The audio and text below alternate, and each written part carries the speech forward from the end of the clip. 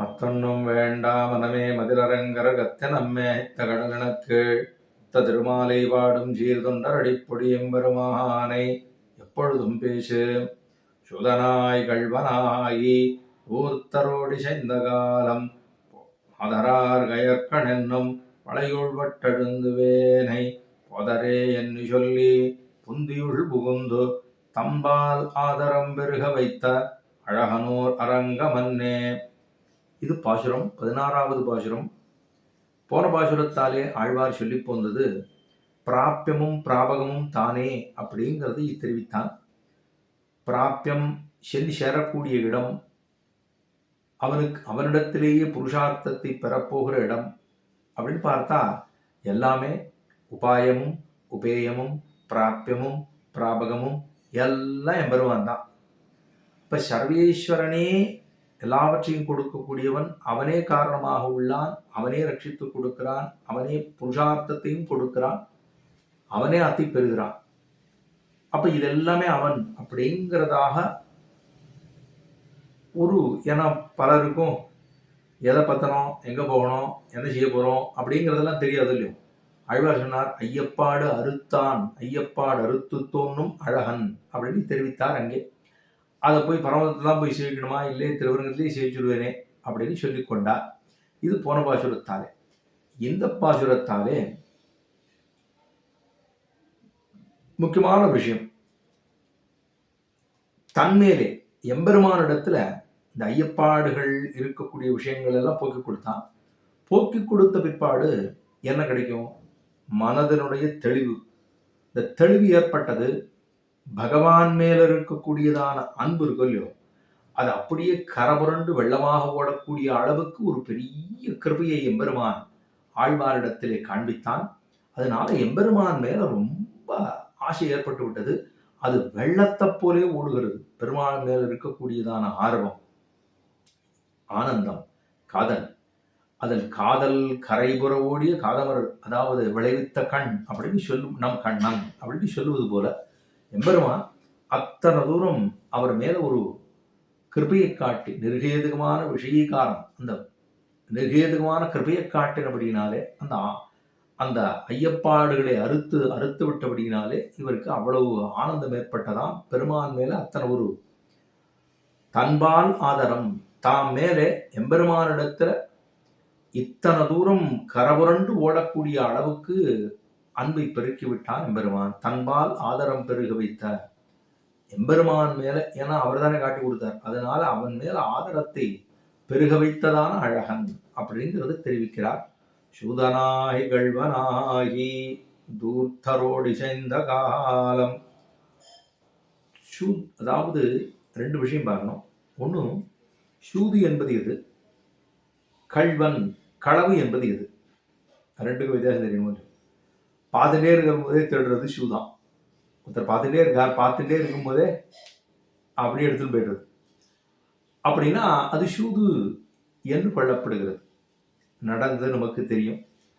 சூதாட்டம் என்ன ஆடினார்கள் அப்படிங்கிறது தெரியும், மகாபாரதத்தில் பார்க்குறோம். அப்போ இருக்கிற போதே நம்மளை நன்னா வச்சு ஏமாற்றுவது அது சூது என்று பேர். மற்றொன்று, தன்னதல்லாததை தன்னது என்று நினைத்து பிரமித்து கொண்டிருப்பது களவு. தன்னோடதே இல்லை, ஆனா தன்னோடது நினைச்சுக்கிறது, இதுதான் களவு. அப்ப சூது என்பதும் களவு என்பதும் ஒன்றும் பார்த்துட்டே இருக்கிற செய்தவே ஏமாற்றுவது, பித்தலாட்டம் செய்வது.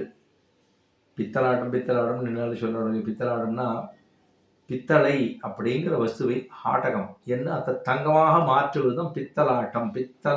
பித்தளைய ஆட்டகம், அப்ப பித்தலாட்டம் என்று சொல்லுகின்றோம். அப்படி இதுல ஒரு முக்கியமான விஷயத்தை பார்க்கணும். ஏன்னா திருட்டு அப்படிங்கிறதும் களவு என்பதும் சூதுங்கிறதும் ஒரு வஞ்சனையாலே அத்தி செய்வது. களவு என்பது தன்னதல்லாததை தன்னது என்று எண்ணிக்கொண்டிருப்பது, பிரமித்துக் கொண்டிருப்பது. இப்போ எது ரெண்டுவா இருந்தாலுமே அது தள்ளத்தக்கது தான், குறவோடு இருக்கக்கூடியது தான்.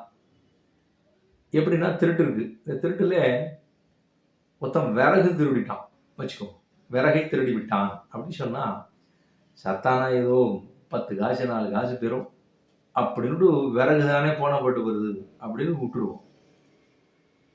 அதே விறக ஒரு அரசவை, அதாவது மன்னனுடைய அரண்மனையில போய் திருடினான்னு வச்சுக்கோங்க, தண்டனை ரொம்ப கிடைக்கும். சாதாரண ஒருத்தன் வீட்டுல போய் விறகு திருடினோம்னா சுமாரான தண்டனை கிடைக்கும். தண்டனையே இல்லாம கூட இருக்கலாம். ஆனால் அதே விறக ஒரு அரண்மனையில போய் திருடினான்னு வச்சுங்களோம், அவனை வைத்து புடைத்து என்ன பண்ணுவாளோ இல்லையோ. ஆக இந்த இந்த திருட்டானது எவ்விடத்திலே நடக்கிறதுங்கிறத பொறுத்தும் இருக்குது. இது ஒரு பக்கம். மற்றொரு பக்கம், ஒருத்தன் ரத்தனத்தை திருடிட்டான், ரத்தனத்தை களவாண்டுட்டான். அப்ப என்ன பண்ணுவா, ஏதோ அடிச்சு பிடிச்சு ஏதோ பண்ணுவா. ஆனா அதே ரத்தனத்தை ஒரு உயர்ந்தவனிடத்துல, ஒரு உயர்ந்தவன்னா ரொம்ப குணத்தாலும் ஆச்சாரத்தாலும் அனுஷ்டானத்தாலும் உயர்ந்திருக்கக்கூடிய ஒருவரிடத்துல, ஒரு ஆச்சாரியர் அப்படின்னு சொல்லணும்னு சொல்லுவோம். அப்படி இருக்கக்கூடிய ஒரு வேத விற்பனராக இருக்கக்கூடிய ஒருவருடைய வீட்டில் போய் அதை திருடிட்டோம்னா, அப்ப ரெண்டுக்கும் வித்தியாசம் இருக்கு. சாதாரணமா இருக்கிறோம்னா ஏதோ தண்டனை கிடைக்க போகுது. ஆனா அதை விட மேல எங்க கிடைக்கும்னா, இந்த வேதத்தை கற்று உபாசனம் பண்ணி இருக்கக்கூடியவருடைய வீட்டிலே திருடினோமே என்னால் அதுக்கு இன்னும் தண்டனை நிறைய கிடைக்கும்.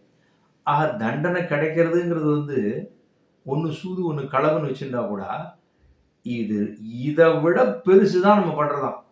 அதுக்கு தான் சொல்ல வர்றார், இந்த திருட்டெல்லாம் ஒண்ணுமில்லை, சாதாரண திருட்டு. ஆனா இதை விட தாழ்ந்ததான ஒரு திருட்டு பண்றதுதான் நம்ம. என்ன சுவாமி அப்படி சொல்லி என்ன பண்ணணும் அப்படின்னா, சூதனாக இருந்தோம், கல்வனாக இருந்தோம், என்னது அல்லாததை என்னது என்று நான் நினைத்துக் கொண்டிருந்தேனோ, எது? இந்த ஆத்மாதான். இந்த ஆத்மாவை என்னதில்லாத ஒன்று, இது என்னோடதா, நம்மது அல்லாத ஒன்றை என்னுடையதுன்னு நான் அபிமானிக்கிறேன். அது தேக ஆத்மா அபிமானம் இல்லைன்னா என்னோடது. இந்த ஆத்மா நம்மளது அல்லாததை என்னுடையது என்று நினைக்கிறது. யாரோட சொத்துனா எம்பெருமானுடைய சொத்து. நினைச்சிட்டு இருக்கிறது என்ன நினைச்சிருக்கேன்.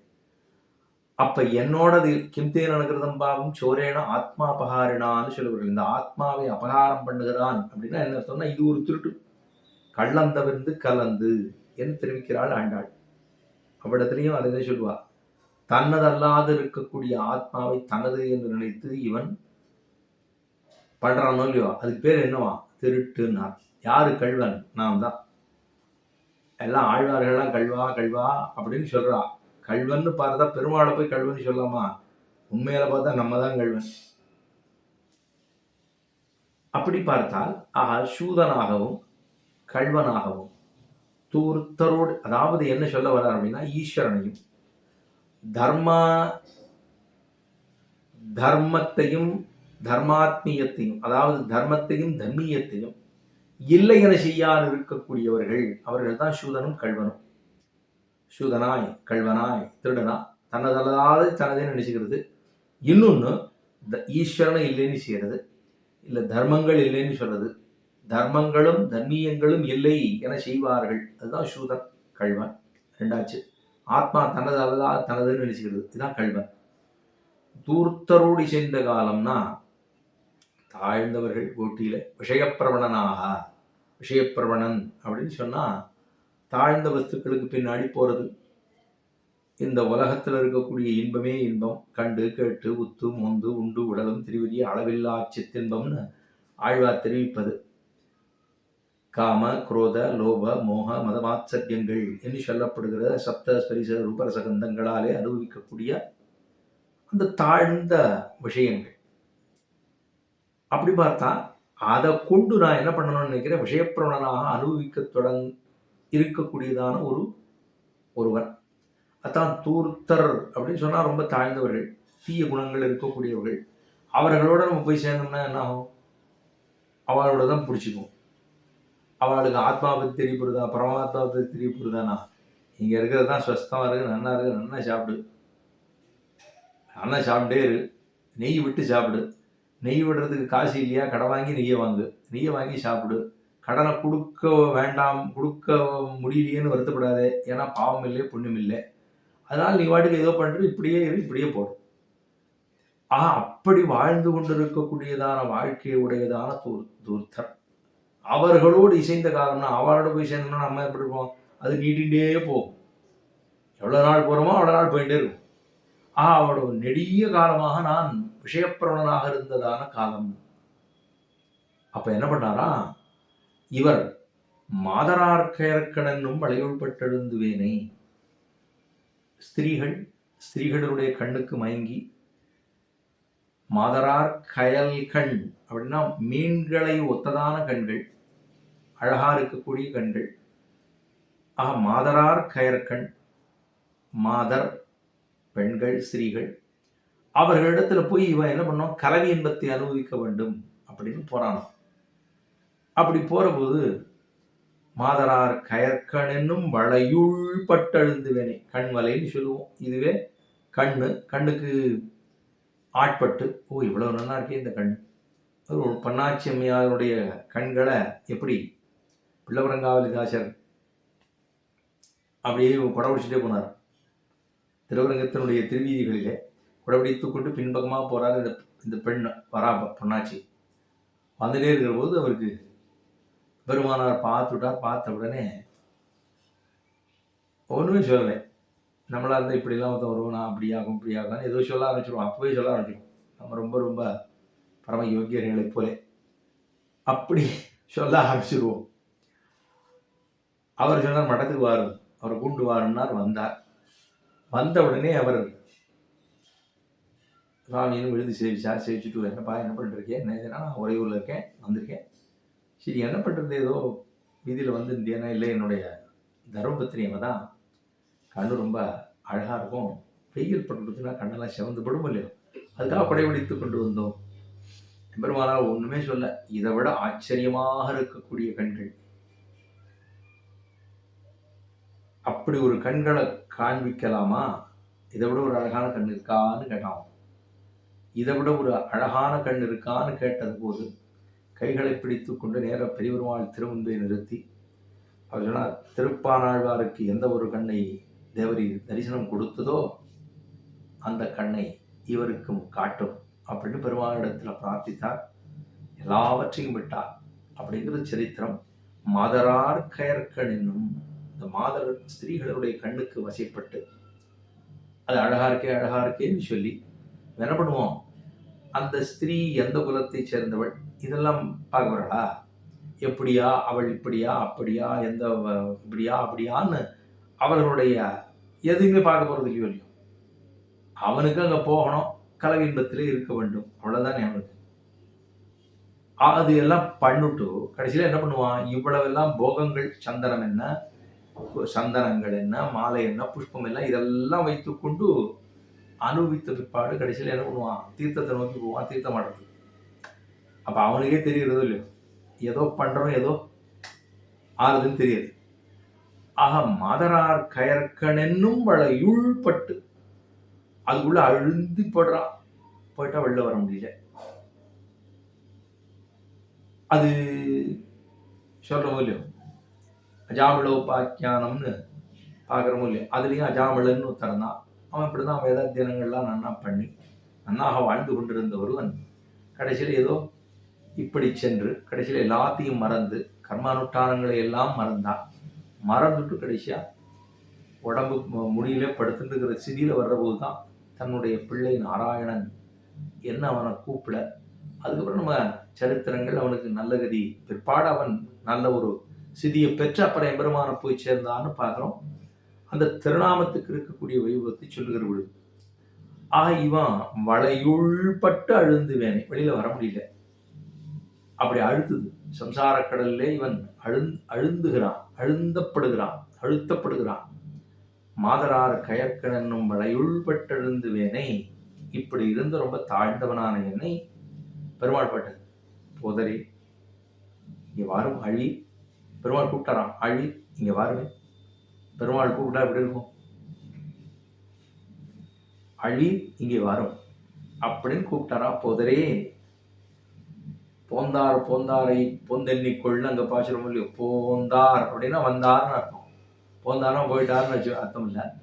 இப்போ போதரே அப்படின்னு சொன்னால் வாரும் ஆழி அப்படின்னு அர்த்தம். இது அந்த நாள் வழக்கத்தில் இருக்கக்கூடிய தமிழ். போதரே என்னு சொல்லி அப்படின்னு சொல்லி பெருமாள் என்ன பண்ணாராம், போதரையை என்னு சொல்லி புந்தியுள் புகுந்து காட்டுறான். இதை விட அழகான கண்கள் எல்லாம் காமிக்கிடுமா வரீரா, அப்படியா கண்ணெல்லாம் இருக்கா அப்படின்னு வந்து கேட்டான். பாருமே, உமக்கு ரொம்ப இருக்கு, ரசிக்கத்தன்மை நிறைய இருக்கு, ரசிக்கக்கூடிய தன்மை இருக்கு.